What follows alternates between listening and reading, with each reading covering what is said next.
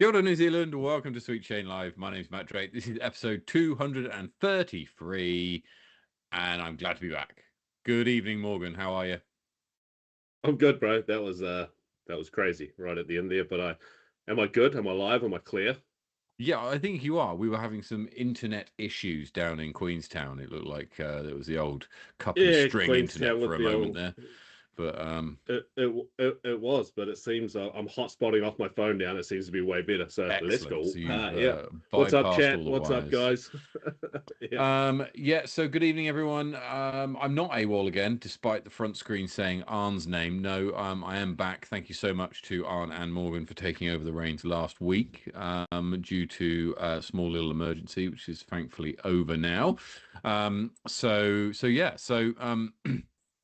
Great to see. And we've got a few bits to go through, Morgan, some slightly different topics to talk about tonight. Yep. We're going to be going through hot scores to begin with. We're also going to be looking through the results of the Topor Thermal Throwdown, which is one of the first things we wanted to talk about, because they were the first event to run ratings-based divisions in New Zealand. Anyway, Yep. We had a bit of a chat about it last week, and we did. Yeah, you did. yeah. Yes. I mean, it was something that me and Arn did, and it was something that I'm pretty keen on. And you said that just before the show in the green room that you've had a bit of a word with some people that played that event, got some feedback. So yeah, that's right. pretty keen to dig into that one a little bit. Yeah, so that we'll go into it a bit more detail. There's obviously good and bad to do with it. So yeah, and it's not the only event that's going to have it as well. The Auckland Sweet Chain Nation event is ratings based divisions, as is Rapper Rumble, which takes place in December, so in Masterton. So a couple of events coming up that have gone that way. We're also going to be having a look at the South Island Masters Games, which took place last weekend as well in Nelson, I think. Did I get that right? Or Blenheim? Which one was it? Blenheim. My apologies. Blenheim. Yep. Over river. And so, so we'll have a look at the results of that, and we'll also be looking ahead to the two tournaments which are happening this weekend. First one is up in the north in Auckland, which is the Auckland Disc Golf Championships, and the other one is here in the capital in Wellington, the Faultline Fury. Both events have got some top players competing, and we'll be going through all of the odds for all of the divisions there. So make sure that after you watch the show, that you head over to sweetchainlive.com/tipping and place your bets on who you think is going to take out the win or place indeed in any of the divisions that's going on there. Also, there's been I don't know if it counts as a leak, Morgan, but I don't know if you saw this. First up, we may as well deal with it now that we've mentioned it, because it's a small. Don't start with leaks with me, bro. They've been the bane of my existence all week, really? Right? That word is banned right now. Okay, yes, but this is this is a different type of leak. This isn't a sewage leak or anything like that. This is slightly different. Kat Murch shared on her Instagram that she will be coming to New Zealand in the new year for TDU. So that's exciting. She's a very charismatic player, so we look forward to seeing her. She's been around for quite a while now, but I don't know why the word breakthrough player kind of comes to mind with her. Last couple of seasons, certainly. This last season gone, she seems to have been more there than thereabouts than perhaps in previous. She's definitely really been putting the hammer down and putting the work in, because it's showing out on the course time after time. That's right. So if there's anybody from the TDU who is watching who'd like to come onto the show, and we can have a talk to them about next season, then give us a shout. We'd love to have you on to talk about it. It's about this time of year that the players who are coming next year start getting leaked onto social media and whatnot. So we shall have to keep an eye on the announcements to see what's happening there. Anyway, right, first up, let's go through hot scores. Morgan, take us through the South. Yes, sir. All right. As always, we usually go down to Queen's Park. Unfortunately, due to the weather we've seen in the South over the last week, it's just been crazy. Queen's Park right now, if you guys don't know or haven't seen any pictures or video, is an absolute turmoil. Well, we've actually got some pictures, Morgan. Do we want to show those now, Do you want to run them now before I we start, Tom? Are you ready? I think Tom's got them. Let's just have a look at some of these pictures that we've got of. This is, I don't even know what hole that is, but that used to be a basket. Yeah. Rip the Yeah. helix. And you know they've lost multiple holes. I don't actually know. I'm in the Invercargill disc golf chat, and there's been a lot of people wanting to get in there, get a look around, but the park's actually closed to the public. Yeah. Well, not surprisingly. I mean, look at. Super dangerous. Another tree came down yesterday, from what I was reading in their chat. It's a tricky lie there. Just stay safe, guys. It ain't worth it for one. But no, yeah, you know what? Once that park starts getting cleaned up, it's going to be quite a long time, I would say, before they fully set back up for an 18-hole disc golf course. I've not been. Last time I went there was a couple of years ago now, but even then, it always looked like a park that, in places, was always under some form of construction or improvements or tidying up, or there was always something going on. And this is just absolutely smashed it. It's Yeah, for sure. And I mean, their disc golf course runs out into they have the longer layout, which runs out into the golf course as well. And the golf course has definitely taken a bit of damage too, especially down near the clubhouse. It's seen quite a few big trees come down that are right down their 18th fairway. So yeah, it'd be interesting to see what they do. I mean, I guess if you look at the other side of the coin, it gives them the opportunity for a fresh start, for a fresh look, and a fresh new design on the course once everything is cleaned up. I'm sure it's going to take many months, to be fair, for the parks crew to do all of that, though. Just before we get into the hot scores, how did your neck of the woods, how did Queenstown fare up for all the storms? Honestly, nothing, like nothing. We somehow dodged the bullet. The funny thing about Queenstown is we've got mountains on both sides, and it's almost impossible to read a weather chart. I mean, you can read them, obviously, but the weather might come straight down the middle, absolutely decimate us just on any given day, or it can go down either side of the mountain, usually down the west coast side, you know, especially with that southwest coast sort of weather, and it'll just hang to the west coast. So yeah, we were really lucky, but we've had some random weather. I mean, there was snow. It was snowing 2 days ago here. So the mountains got a good dumping, and I think my boss was up bloody skiing yesterday in the middle of the day. If you're watching, Eric, calling you out. No. Yeah. No, I would be too, but I was too busy. So yeah, no, we're all good. But definitely a lot of the country's taken a fair whack. And we've got Wahitapu next week, and just 2 days ago, there was 30 centimetres of snow on the ground at the lodge. So I'm just going backwards and forwards with a friend of mine that lives there and going, hey, bro, how's the weather? How's the weather? The weather's cleared up. The snow's melting, but it's going to cause some new creeks and things. So when we arrive next Wednesday, we're going to have to figure out what's going to be out of bounds, what's going to be casual relief, which probably most of it, to be fair.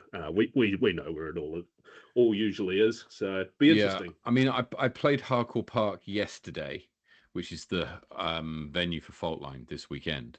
And there was one of what I could see. There was one tree that had come down on the fairway of hole 8 and 17, which if anybody's watching knows that hole, or those holes. It's not really in the way though. Although the ground near it has been like chewed up. I don't know what that looked like. It looked like more like a tracked vehicle had been over it. That doesn't really affect it. The Mando tree on hole 17 came down. So, I mean, no Mando, right? No. Yeah. They've made alternative arrangements there. And alternative arrangements. I like and it. Unfortunately, Lake Sinai, which is the big puddle in on hole 6, on hole 7, sorry, hole 7 and 16 is still there and pretty big, so that's going to be tricky to traverse for many people. You just take relief because it's a big muddy puddle, and yeah, it's not ideal. Anyway, let's get on with hot scores, Morgan. Let's start in Dunedin. Yeah, let's go to Dunedin because obviously no scores at Queen's Park this week, but up to Chingford, and Mr. Guy shoots a 7 down 21 to take the hot scores this week. Then that takes us over to Brockville, where Latham has a very nice 5 under par. Over into my neck of the woods at Flight Park in a 6 over par this week. As I said, it has been snowing, so probably not that much disc golf, or at least not easy disc golf, being played at Flight Park this week. But then we do head down to drier lands at the Queenstown Gardens where Russ King, Albert, and the Stiffmeister, you're not alone this week, Stiff, 9 under par, gets it done. Over to Wanaka, we see Andrew Nunn with a 6 down and a 10 down for Connor. Sorry, they're not in Wanaka. Jelly Park sees Connor with a 10 down. And then we get into Bottle Lake where Josh Mason shoots a par this week. Josh McLean, haven't seen his name around in a wee while. Good to see him on the hot scores this week. He joins Jason Ormondy with a 7 under par at Warren Park. Then we head to Smallbone Reserve. Sam Hall with a 14 down. Queen's Park Reserve sees Stewart with a 6 under par, and then up to Taylor River with Inca with a 7 down. And then we finish off the top of the South Island at Brantford Park. Mr. Ashton Clark with the spiciest round of the week down in the south with a 16 under, Matt.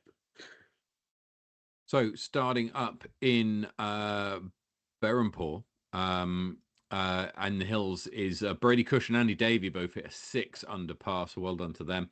Over to Hikoikoi and Ton P hits a 4 under par.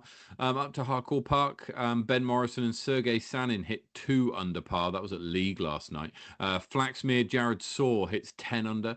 Mundo McDisk is around Spa Park Black with an 8 under par. Scion Tree Nursery sees Nathaniel Crawford go round evens. Jackson Sullivan goes round Henderson in 12 under par. He's playing at the Auckland Disc Golf Champs this weekend. And then Oscar and Zach Armour go round Wood Hill at 4 down. And finally, Sam Roberts and Luke Humphreys tie for the honours at Rosedale with a 3 under par. There we have it. So we'll just take a quick break now to allow people to like and subscribe. If you've not liked the video yet, I mean, if you've not subscribed, then really, you know what to do. We got 3 to go, Morgan. Can we get 3 more subscribers to get us to 500? That's all we've got left is 3. Oh, big jump after last week's show. You see what happens when you leave us? Leave us to just talk absolute trash for an hour? Absolutely. I should go more often. But this is there's 3 more people and then we'll get over to 500, and which will give us a chance to do another giveaway. And the 500 one's going to be a big one. So yeah, look out for that when it comes. It really does help the channel. I know every YouTube video says like and subscribe, but it really does help. And so yeah, if you wouldn't mind doing that, would be grand. Right. Now let's have a look at the results from last weekend. This was the Topor Thermal Throwdown, Morgan, which was played on Sunday and Monday of last weekend with the public holiday. On the Monday, and the first thing you'll notice is that the divisions were being played were blue, white, red, green, and purple. Not MPO. Something we went over last week, and I'm all for this. I love it. And as I said at the top of the show, this is something you've already had feedback from, or at least reached out and got some feedback from. So yeah, lay it on us. What's the feedback? Yeah, look. So just for anybody who's not sure what happens, each of these divisions represents a ratings cap that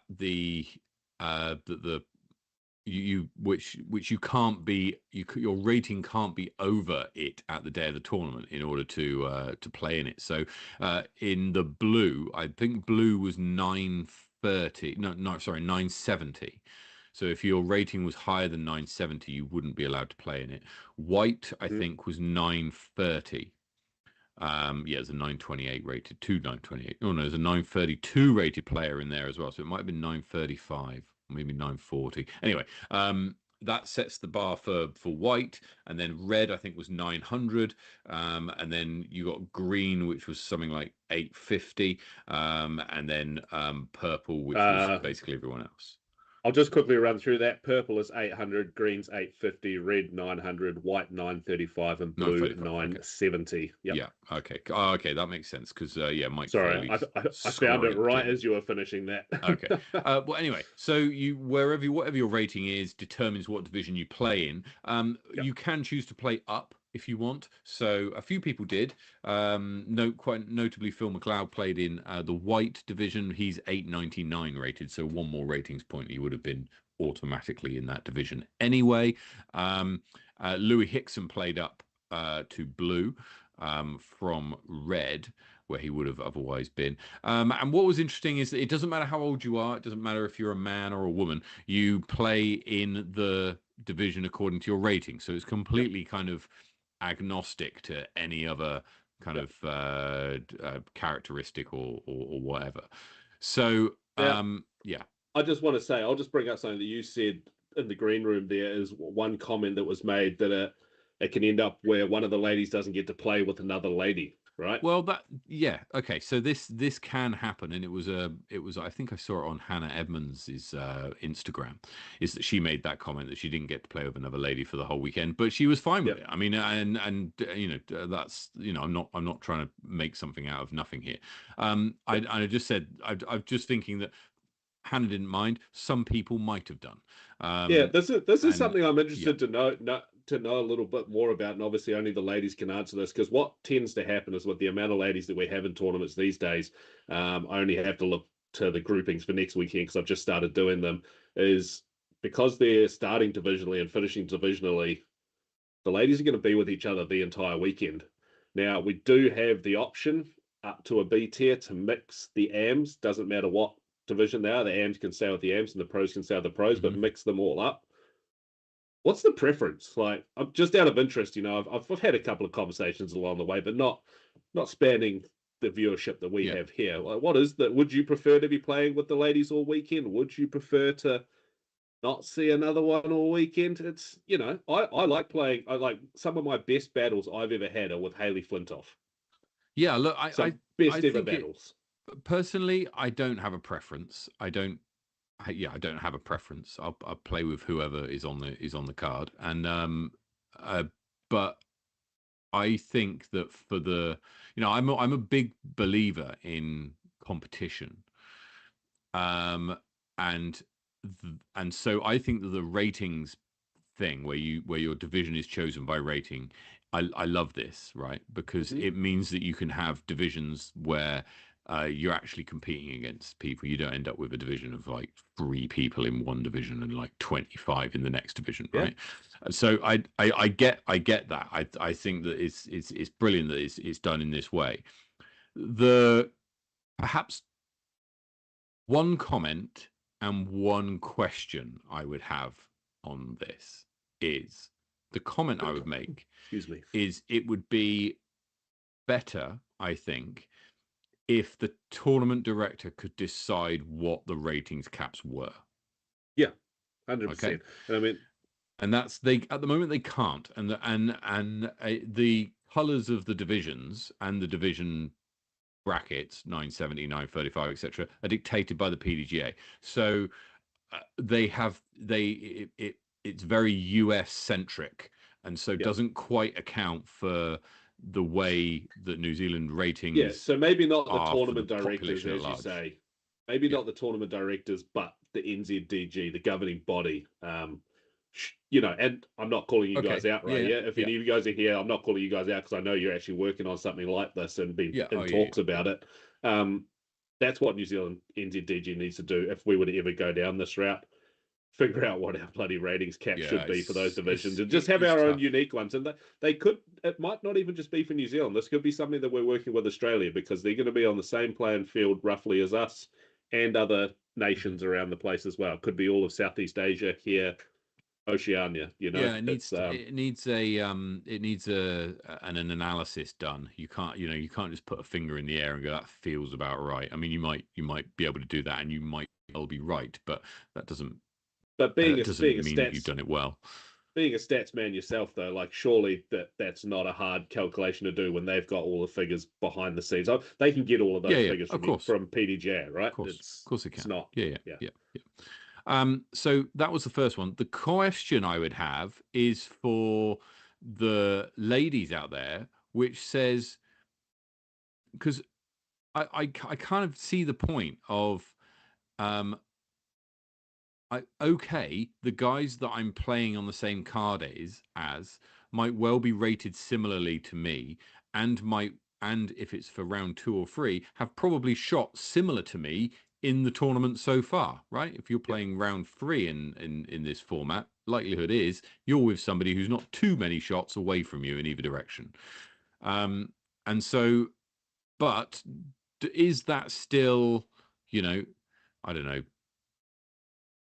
Does that take away from your tournament experience? Does that put you off wanting to play because you wouldn't be playing with ladies, even though the guys that you'd be playing with are the same, are of a similar rating and have performed to that point in the tournament a similar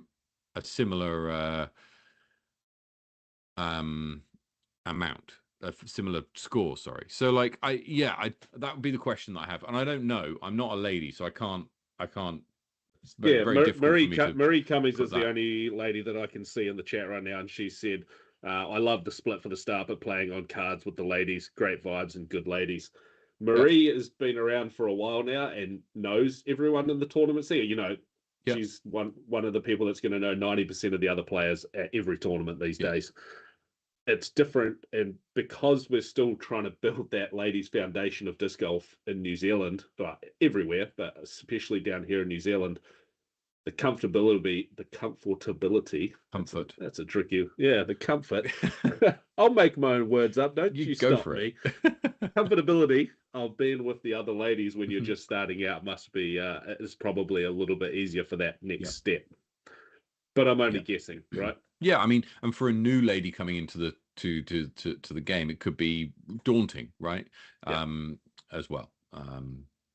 Especially if they're playing up against a load of guys who have got big arms, who can throw far, but they just spray it everywhere. Now this doesn't stop at the ladies. Rating. This is exactly the same in the juniors.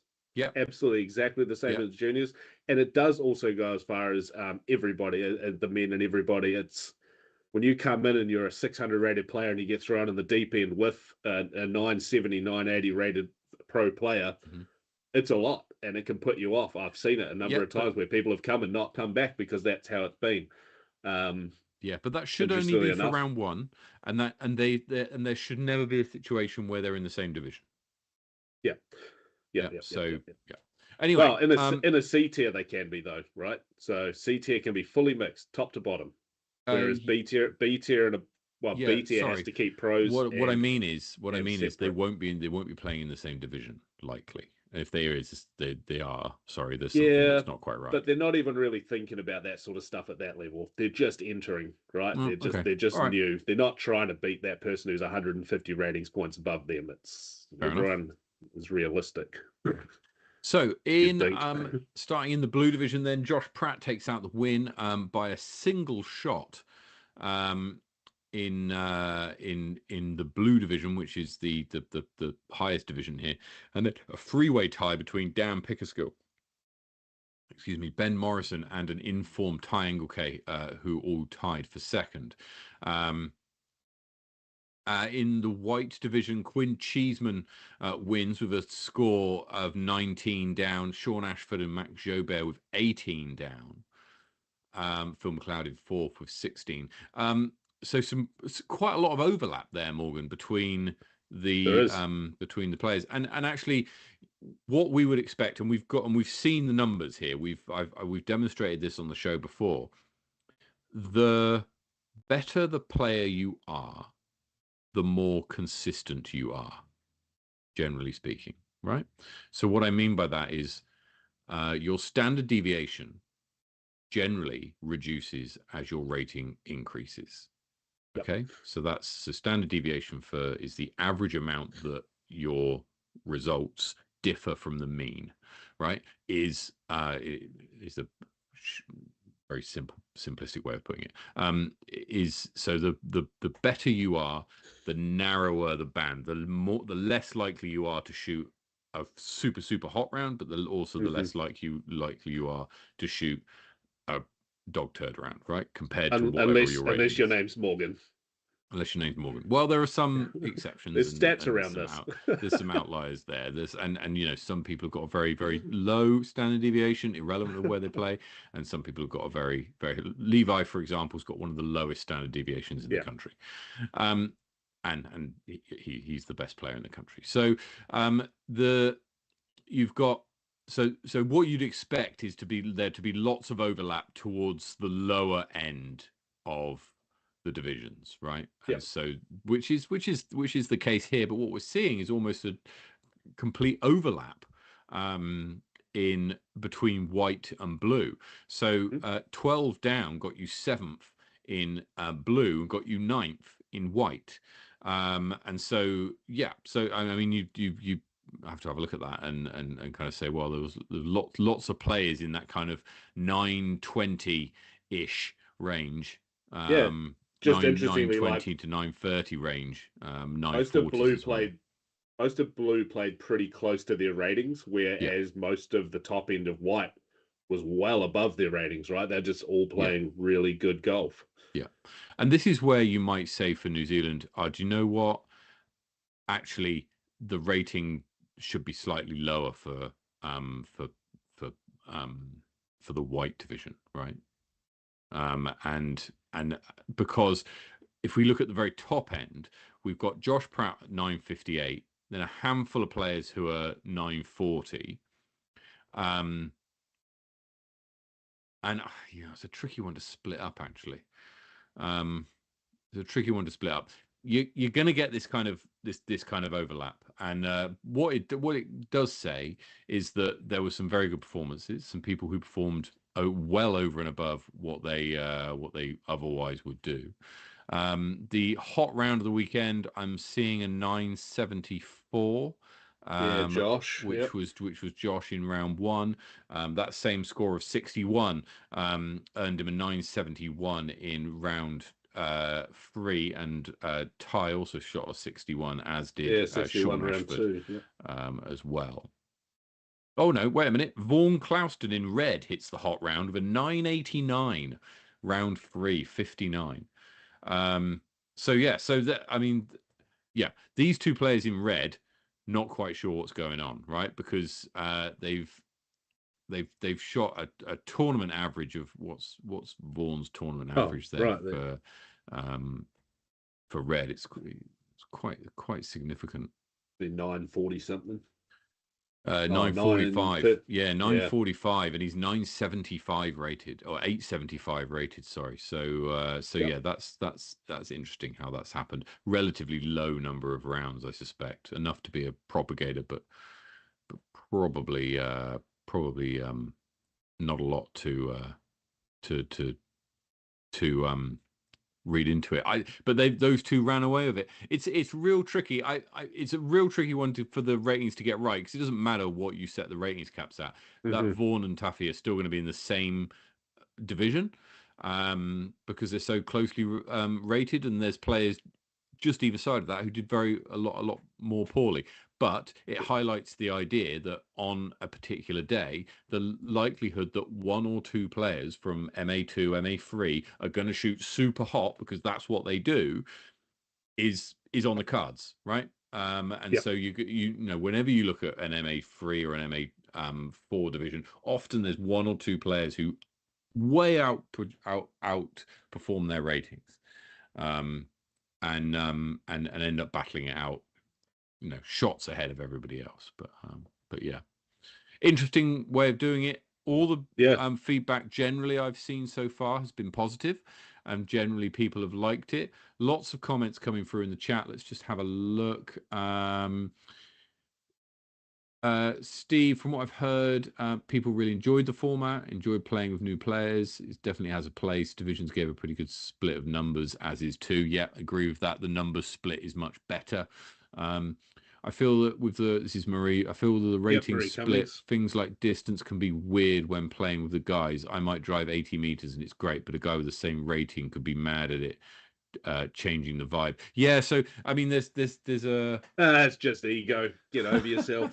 Right? Yeah, but I mean, if you've got guys who are and no disrespect to Marie, playing on the same card as Marie and in the same division as Marie, what that suggests is that they have a similar score to Marie, and they're rated similar to Marie, right? And so if they're way out driving them, out driving her, that suggests that actually what she's doing is she's keeping it in the fairway, and they're spraying it all over the place. And so, I mean, Yeah, all right. I mean, you can be mad at someone for throwing shorter than you, but if they're in the middle of the fairway and you're in the bush or in a down the creek, then it's quite another thing.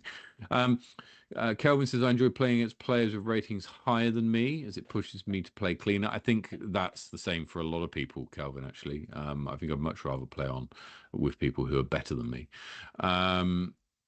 All divisions played the same layout, so you can compare across them. Yeah.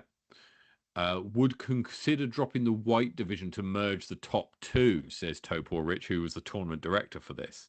So removing the white and combining them. Yeah, I mean that's fair. Vaughan Clouston still finished what sixth out of everybody. But I mean, makes it a what 34 deep division if we do that. Yeah, right. That's it. Yeah. The Butler. My name is not D Morgan, by the way, before I lose that comment. Thank you. I'd love a free disc, but I won't claim it. Vaughan and Taffy are both locals at Topor. So, I mean, you've got local knowledge coming in there, which is going to be interesting and obviously adds an element of unpredictability to some degree if you're just looking at numbers. And then Brett was saying 50 teams played doubles on Saturday, which is incredible. 50-team double event. Yeah. And something Scott Brook has just pointed out is this isn't something that's likely to become the New Zealand standard, and having something like this every now and again is a great point of difference for a tournament. Yeah. Right? Yeah, that's it. It's something a bit different. If you've not played one in this format before, then that might be something that you decide, hey, because this is good. We want to go along to this. Yeah, this isn't an NZDG event. And there's 106 players playing, right? So there's clearly demand even outside of tour events. Very clearly. Absolutely. Right. What's so Vaughan, Clouston, and Taffy going head to head, and Vaughan edging Taffy out in the red division. Devin Padame Ramaka wins the green division by 5 shots over Braden McLeod. So Braden is the youngest of the McLeod kids. I think he's 13, I want to say. And so, yeah, very good performance by him, outperforming his brother Kieran and his sister Caitlin. So yeah, very well done to Braden there. In purple, Chris Hill wins by 13 strokes over Suzanne Patterson, and so yeah, and Patrick Glynn in third. So yeah, some interesting results there, and some you can see that it's certainly something different. I'm sure we're going to have more tournaments that are coming. In fact, we know we are, right? We're going to have Rapper Rumble in Masterton in December, and also the Auckland edition of Sweet Chain Nation will also feature this division format as well. So yeah, something to look forward to. Yeah, guys, and if Matt's just dropped it in there, Sweet Chain Nation, get yourself signed up. 8 locations across New Zealand. Over 200 people entered right now, Maddie, and we're going for that record. We're coming for it. We are. It's just shy of 300, I believe, and we're going to get there. We're going to get this done. I'm going to rally the troops here in Queenstown. We've still got a lot of spots to go, and this is a place where a lot of people are going to want to sign up late, and I think we're going to sell out. So I'm going to try and rally them sooner than later. How are you guys looking at Wellington? Well, we're on similar numbers to Queenstown. We've got similar kind of idea as you. I think people might be leaving it late. I'm going to be putting out. I'm going to be talking to everybody at the weekend at Faultline about it, and I can recognise a lot of names that I saw of people who played League last night. So yeah, we're going to be pushing to get as many people as we can across the line. With the Wellington event, 2 points of difference with the Wellington event. One is that we'll be playing on what will be a permanent installed course. So that is the Moonshine Park in Trentham, which is along the State Highway 2, just as you just before you cross over the river on the State Highway. The other thing is that half of the entry fees for the Wellington edition go towards installing tee pads onto that Love it. course. Love it. So it's you're helping out a brand new course whilst also getting to play the course whilst also being part of New Zealand disc golf history. So so get involved. If you sat on the fence, jump down off it. Get your registration in. It's only $20 for the Wellington edition.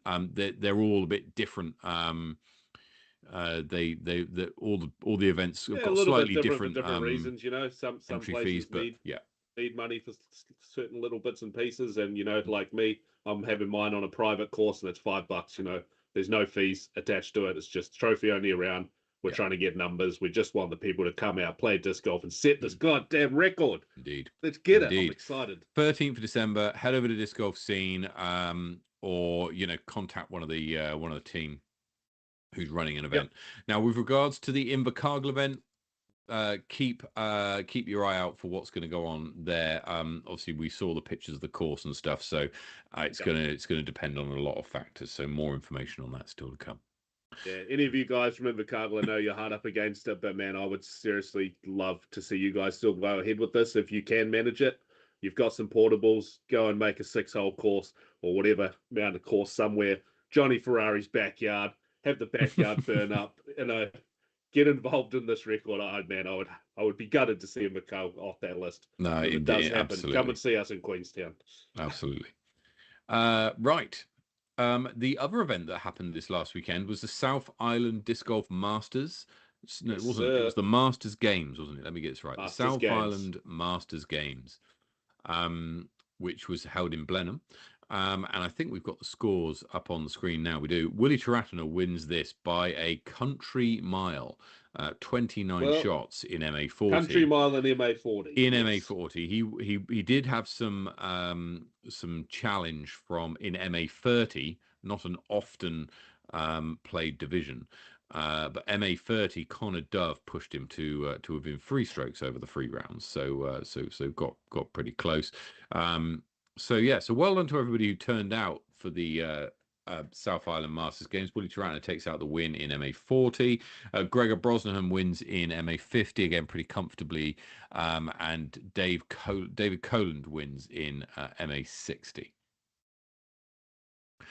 And then say Colin Dove and Ben Nawi Shing in MA30 with the win and runners up place respectively.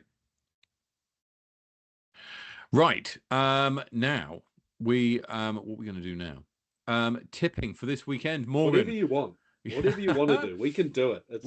It's all available. We've got 2 massive events coming up this weekend, right? Let's go to Auckland first. All right. Auckland Disc Golf Championships 2025. This is the Auckland Disc Golf Championships, which is being held at the Orchard.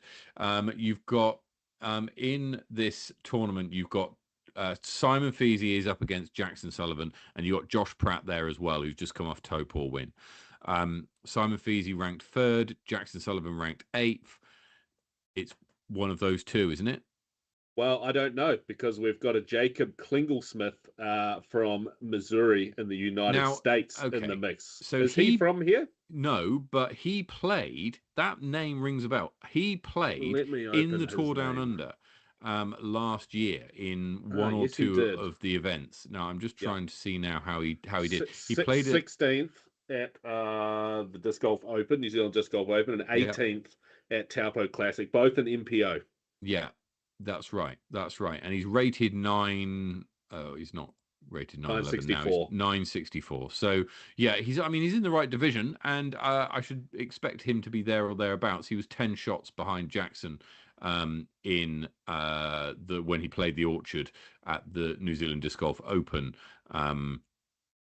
last year, earlier on this year, and was 17 shots off Simon Feasey. So yeah, it's going to be interesting to see how that goes. Looking at this, Jake Brennan, top player, but we've not really seen too much of him recently.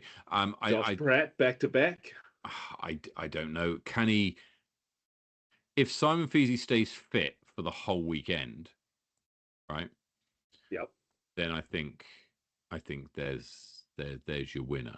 But then Jackson Sullivan's been putting in some good performances every week. Every week we read his name out on Hot Scores, right? So I think it's going to be a battle between those 2. don't know where you should put your coin, but that's your choices. 3.3 on Simon Feasy and 4.1 on Jackson. MP40. Looking at MP40, Mark Dakiv is the favourite here over Kane Meal. Now, Kane took out a win recently, I think it was, or was it a second place? I have to just kind of double check this because it was very close recently. He got two he won the firsts. Extreme. That's right. He won the Extreme most recently against Mark Dakiv, and Mike Foley and Anthony Rogers, and I'm not sure if James Sutton and Joe Seebeck were there as well. So in a division of similarity, right? Played at the Extreme, so you got to bear that in mind. But Kane took out the win here, so now he's still not ranked higher than Mark, so Mark still carries the favourite flag going into this into this event. So we shall see whether Kane can go back to back with a win here in MP40. MA1 JLP is the odds-on favourite to take out the win here at 4.4. Max Jobert, who got the second place more recently at Topor.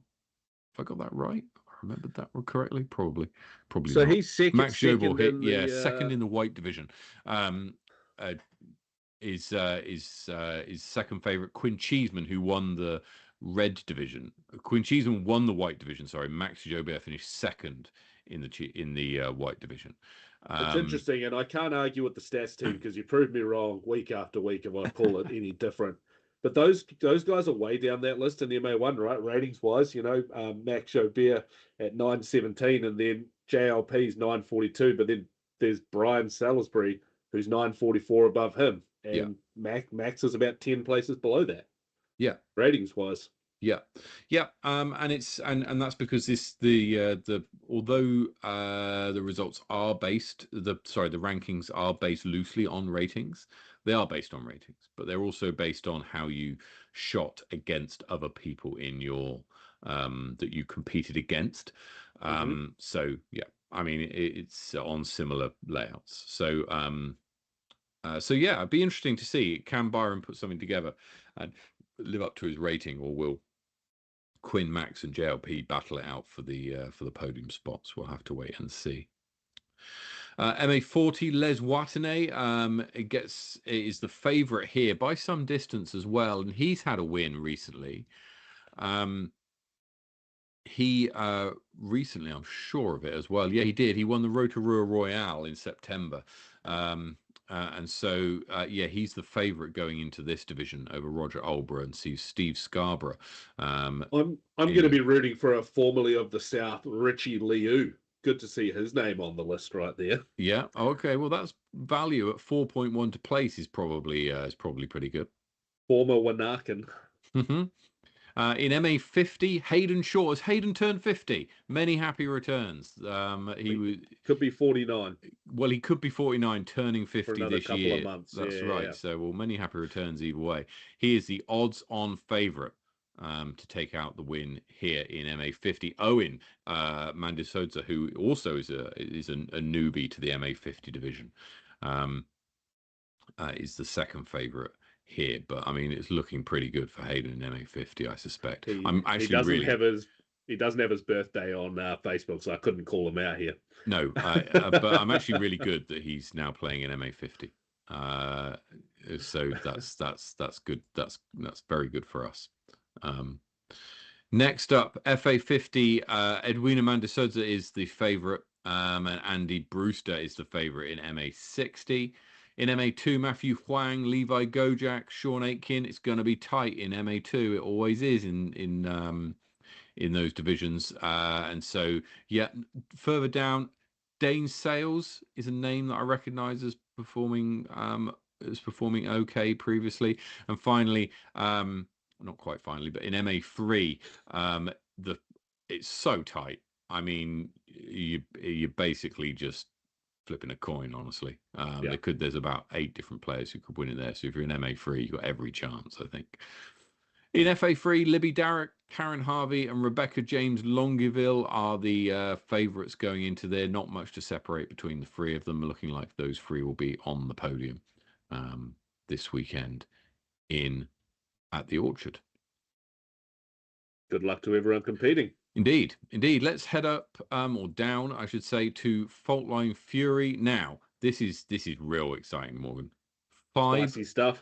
5 of the top 11 players are playing in MPO this weekend, including 2 of the top 4, 3 of the top 6. Half of the top 6 players in the country are here this weekend in Wellington. Johnny Wake's the favourite going in. However, if you have a look further down, you'll notice that there's some specialists. Specialists in this division. If there's every chance that someone like Chris Sinai or Carson could put together a half decent round, right? So, I mean, Chris Sinai 7.5 at place looks real good. Carson at 17 to place looks real good. But saying that, there's so much talent in this division. It's going to be a really, really fun division to watch. We're taking top 3 spots coming from the South, baby. Let's go, Francis Orange, Jack Maffey, Sergei Sanin. Let's get it. Well, not in that order. Jack Maffey, number 1. Francis Orange, number 2. Sergei Sanin, number 3. Clip that, and I'll see you. Probably not next week, but the week after. I'm gonna claim that Francis is a Wellingtonian, by origin. Sergei's studying in Lower Hutt, so I mean that's got to be worth something. Or working in Lower Hutt as part of his studies. That's got to be worth something. They're not all visitors. Is my point. In FPO, Hannah Edmonds is the favourite to take out that battle. In MA1, Matt Broughton is the favourite here over Devin Taylor and Tim Wilson. Honestly, between those 3, Andrew Lecoq is also quite useful. So yeah, it will be interesting to see how this division goes. Further down, Ezra Morrison has days on and off. You'll remember he's one of the more inconsistent players. If he has a good weekend, that 8.4 to place looks pretty good value. So yeah, I mean, the MA1's looking like a real good division as well. Matt Broughton on his day, if he can control the power he has, then he'll be fine. California requires a little bit. Harkle Park not so much, but they have changed around some of the holes. So there's they've got a par 5 in Harkle Park, if you'll believe it. So that's gonna be fun to play, and a couple of holes where you've got some real tight gaps to hit, even tighter than Harkle Park normally serves up. So it's going to be interesting to see how the MA1 and MPO players take that on. Now, MA40, this really is the best division. If you have a look at this division, it's just stacked. It's reads like a who's who of old farts in the Wellington area. If you wanted to know, tell me who the middle-aged men who play disc golf are in Wellington. This is the list. This is the only list you need to know. And there'll be people asking that question. Does Brett Carlisle still play disc golf? I thought he was full Pokemans these days. Why? Because he's sold all of his discs for Pokemon cards. I know. Oh. I think he is still playing. He is still playing. Good. And yeah, so we look forward to MA40. I think now I said this when the odds came out that the top 4 here in this division, in terms of shortest odds, Gary Jarvis, Ryan Kiddo, Stan Morris, and Richard McDonald. I think it's going to be between those 4, honestly. It's going to be real hard to look outside those top 4 for the win here, primarily because Ryan and Stan and Richard have so much experience playing around Harcourt Park. And Richard in particular has got an incredibly unique game of rollers and tomahawks and thumbers and all sorts of stuff that you need for getting out of tight gaps and through playing in exactly on this type of course. Tell me, Matt, how's Stan Morris been going recent times? Look, he's always at Harcourt, right? So he's always there. He plays fairly regularly. I mean, I haven't been playing for I haven't played up there for some time, but when I was playing there, nearly every time I played, he was there, right? Yeah. So So could he like, be a dark horse from the unrated section? only dark horse in front of in terms of unrated. I don't consider him to be a dark horse at all. I consider him to be I a front just, runner. in terms of anyone looking at the PDGA page, If you're simply looking at PDGA, then yeah, he goes a bit unnoticed because his rating's not updated because he's not been a PDGA member for years. But like, that's something. You got a returning Jack Mocker, which is great to see. I don't expect him to be necessarily challenging the leaders here because he's coming off the back of a couple of surgeries and a broken hand, but. I saw him at League last week, and obviously a bit of a legend of the game in the Wellington scene, certainly. And yeah, it was great to see him. So so that was good. Outside of that, outside of those top four, other players who could make a push, Brett Carlisle's played well on this course in the past. He'll be the first to tell you that his form is a little bit off at the moment. He shot. He's hit a couple of aces around Harcourt Park, and Sean Lincoln shot very well last night at League as well. Jason Sarni's sometimes pretty useful. And what's our thoughts on that Matt Drake fella who's? Well, look, I put it this way. I played League yesterday, and it's the first time I'd thrown a disc in over 2 months, and so yeah. My chances are about as good as someone who's played one round of disc golf in 2 months. Fair enough. I do have another question, and you're not looking at the page right now, but on the PDGA page on the right-hand side, it has tee times, and it all says 9 a.m. Yes. Does that usually do that when it's a shotgun start? I feel like I haven't seen it like that before. Where's another tournament I can look at? I don't know. I think it does, but honestly, I couldn't tell you. I mean, all I know is that's that.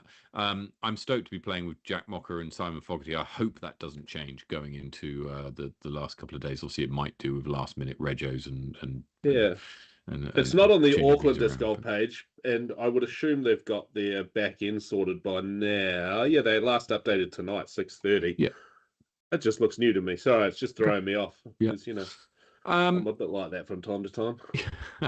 In FA40, Kath Headley is the odds-on favourite here. I can't really see anyone other than Kath taking out the win here, although she will have the 8-shot penalty before being the tournament director. So we'll see how she fares with that.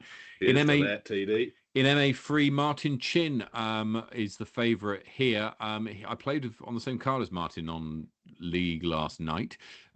So, I mean, it's going to be an interesting division. Honestly, though, there's a lot of people in this division who could make a push. And I wouldn't even be surprised. There's players down as far as Jason, dare I say, Arn, who could make a push. Arn's 14 to place is not bad value, honestly. And so... Wait a minute.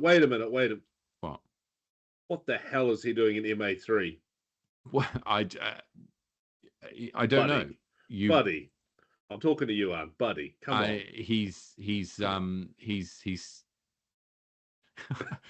taken his bag of sand and is taken it all the way to MA3, but we'll see. Tom throwing shade in the back end here too. In FA3, Karen Chow is the favourite over Adaho Owens, and in MJ18, Jacob Rice narrowly favourite over Kyron Lincoln. So look, I'm really looking forward to Fault Line A. It's the first tournament I've played for some time, and 4 rounds of disc golf. I booked tomorrow off. The kids are going to school. I'm dropping my wife at the work, and then I'm pegging it to Harcourt Park to get there for about 5 hours of practice and chossing about on a disc golf course before I play a tournament. So very much looking forward to this weekend, I have to say. Yeah, nice one. Hey, there's a question in the chat here, or a comment, I suppose, from Steve Dory. Okay. North versus South comp is a good idea. I agree, and it's not the first time this has come up, right?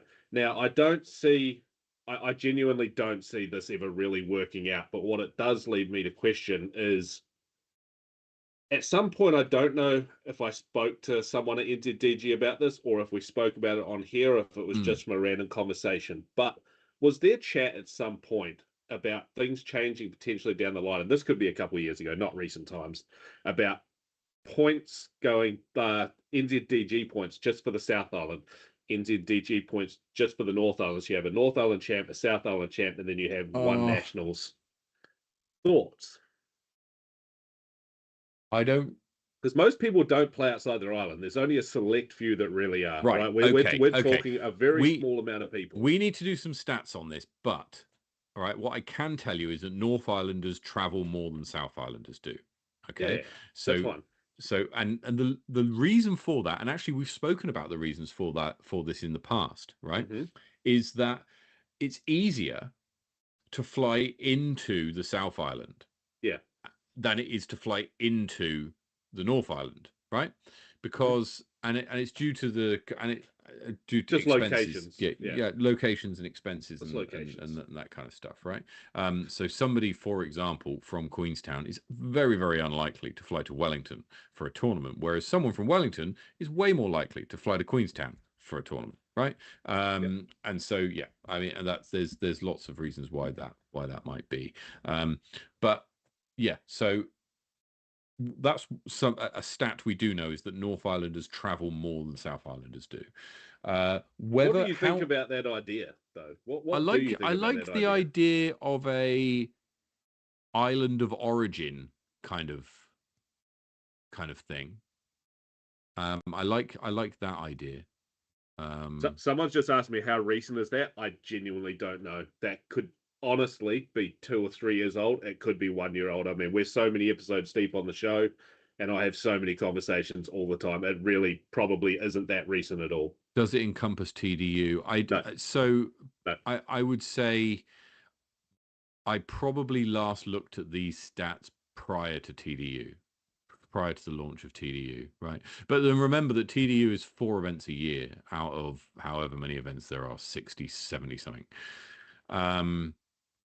So Marie, what I'll do is at some point in the not too distant future, I'll run the stats over this again and see if we can find any kind of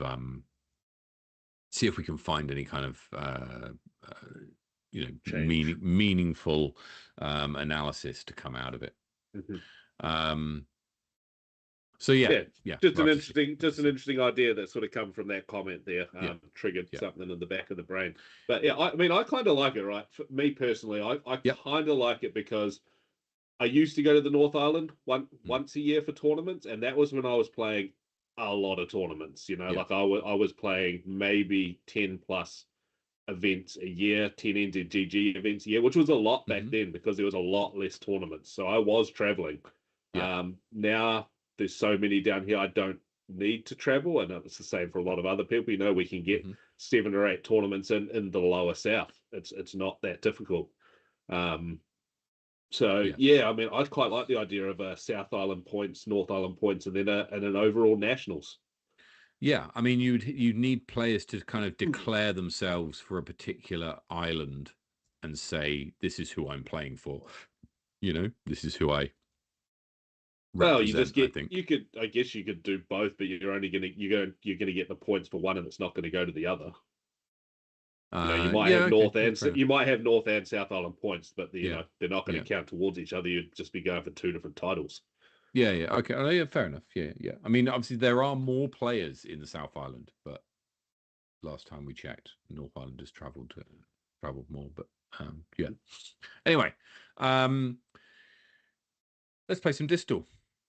Roger, I'd like to start here because I just picked this disc up today. Yeah, that's going to be given away next weekend. It's just so sick. Oh dear, what is it? I can't see. It's an it. Yeah, there's so much going on. It's a Star It from Innova Discs. What's an it? I've not heard of it. So an it is a fairway driver. Is it new? Which is a 7, 6, -2, 1.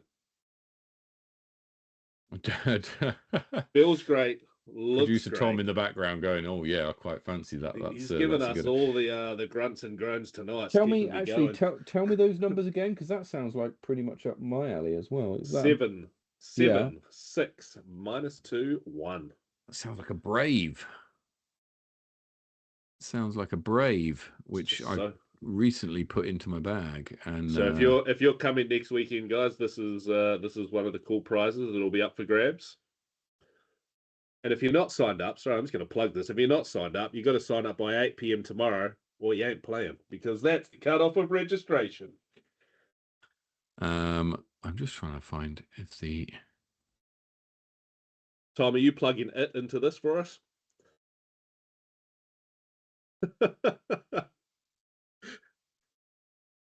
Oh, no, Brave is -1-2. Right. Yes. Innova. Oh, gee. So well done on getting the manufacturer. It's much faster. So we're looking at a speed 11 or higher. Just so I've got nearby. And it's more stable and less glidey. So a Wraith or a Destroyer or something like that. Yeah, go with Wraith. I mean, it's... Oh, look at this. Faster again. Faster than a Wraith, but the same as 5 minus 3. Can you just read the numbers out to me because they're real blurry on my screen? Okay, so it'll be it's a speed 12 or 13 because Innova don't deal in decimals, and then 5 minus 1 3 is what we know.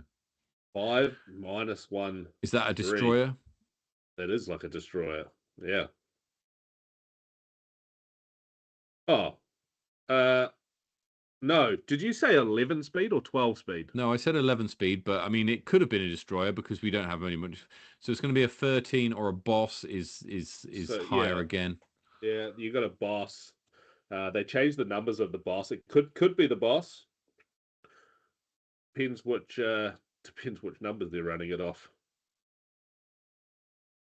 There it is. Hey, there we go. Well done to everybody in the chat. That was a fairly easy one, I think.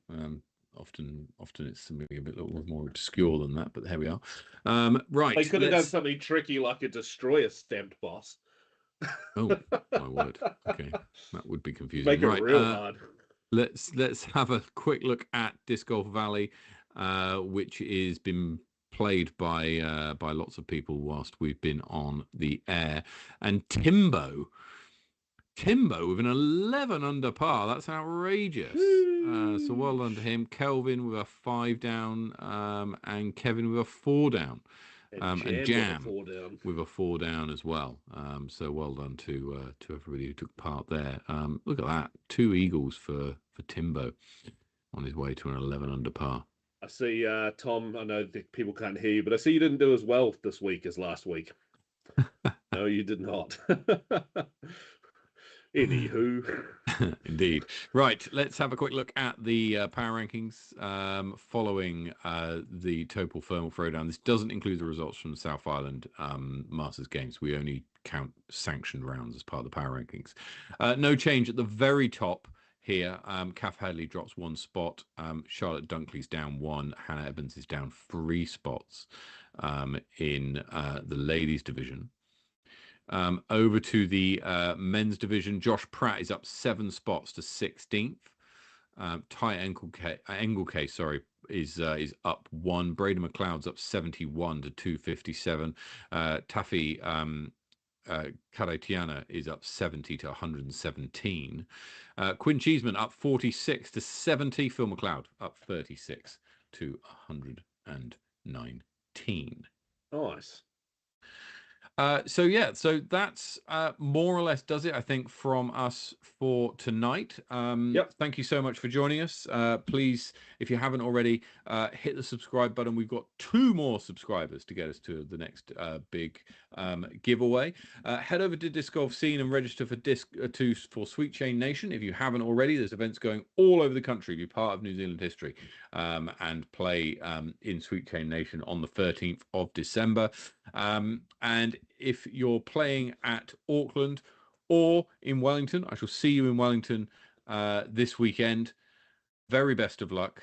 Morgan, anything else from you? Nothing from me. Sign up for Waihi before 8 p.m. tomorrow night. I will see you next weekend. I may not see you next Thursday on the show. We'll see how we go. Thank you for another great show. Thank you for joining us, everybody. Excellent. Matt, send us off. Very best of luck to everybody playing Wellington and Auckland this weekend, and wherever you're playing disc golf, take it easy, play well, get some birdies, and we'll see you next week. Cheers.